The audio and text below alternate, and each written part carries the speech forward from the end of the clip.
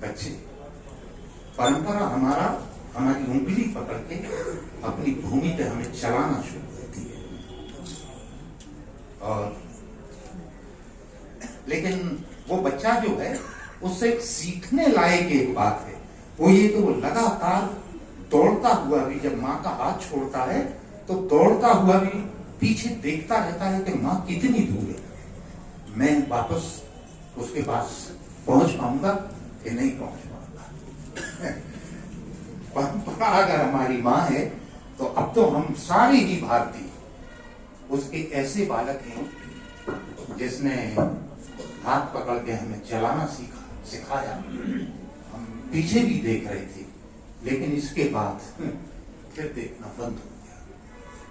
फिर दुनिया में इतने आगे बढ़ गए कि ना परंपरा की कोई याद है, ना संस्कृति की कोई याद है, ना भाषा का कोई सम्मान, ना घर की कोई इज्जत, ना बड़ों का कोई सम्मान। ऐसे समय में आ गए। तो अच्छा है कि अगर 10 मिनट का वक्त मुझे मिला है तो मैं परंपरा की कुछ याद, कुछ बात आपसे कर लूं। देखिए, हजारी प्रसाद द्विवेदी हमारे समय के महान लेखक कहते थे कि एक बात याद रखना कि जो चलता हुआ पैर है वो आधुनिकता, और जब एक पैर उठा के चलते हैं ना तो जमीन पे मजबूती से जो एक पैर रखा रहता है वो परंपरा है।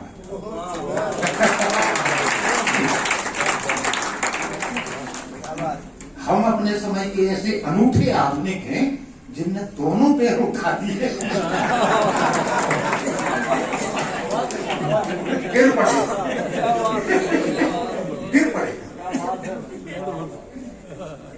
अब मुश्किल ये है कि अगर मुझसे पूछे कि ये जो लोग बैठे हुए हैं क्या आशा करें, क्या बताएं तुमको, क्या देखती हैं उनकी आंखें, अपने ही सामने कैसा जीवन देख रहे हैं वो लोग।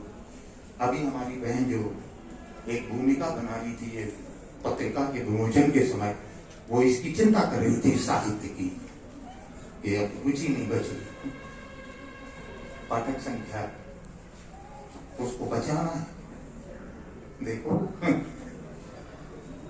एक बार ये दम आया कि हम धर्म को बचाएंगे तो समय ने तुम्हें एक थप्पड़ लगाया और कहा तुम नहीं धर्म बचाओगे, तुम्हारी सामर्थ्य कितनी है, धर्म ही तुम्हें बचाएगा। तो ये शुरू हुआ के साथ साहित्य का समाज को खो गया। अब हमें साहित्य बचाना, साहित्य नहीं बचाना। इतनी बड़ी चीज है संवेदना की जगत की कि तुम ही को बचाएगा। अगर तुम उसके पास जाओगे तो थोड़ा सा बड़े आदमी हो जाओगे। बड़ा आदमी होना पैसों से नहीं होता है, वो विचार से होता है, वो दृष्टि से होता है, वो संवेदना से होता है। आदमी बड़ा होता है थोड़ा सा। कहते हैं ना कि मैं तो बहुत छोटा आदमी था, एक बड़े आदमी के पास खड़ा हुआ और अचानक मुझे लगा कि मैं एक बड़ा, जिसके पास बड़प्पन होता है वो बड़ा होता है। साहित्य तुम्हें थोड़ा सा बड़प्पन देगा। बड़ा आदमी इस तुम्हारी आंखों को थोड़ा सा गहरा दिखाना शुरू करता है। आप में से शायद ही कोई आदमी होगा जिसने चार्ली चैपलिन की आत्मकथा ना पढ़ी हो। बहुत बड़ी अद्भुत, दुनिया में ऐसी आत्मकथा बहुत थोड़े से लोगों ने लिखी। तो मैं उसको पढ़ रहा था और बार बार पढ़ता हूं। एक पंक्ति पे मैं जरा अटक गया। उसने लिखा, किसी ने मुझसे पूछा कि आपको सबसे अच्छा मौसम कौन सा लगता है? ये रुक जाओ यार थोड़ा देर। आपको सबसे अच्छा मौसम कौन सा लगता है? चार्ली थोड़ी देर सोचता रहा और उसने कहा बारिश का मौसम अच्छा लगता है। बोले आपको बारिश का मौसम अच्छा क्यों लगता है? बोले इसलिए अच्छा लगता है कि जब बारिश होती है तो लोगों के भीगे हुए चेहरों में उनके आंसुओं का अलग से पता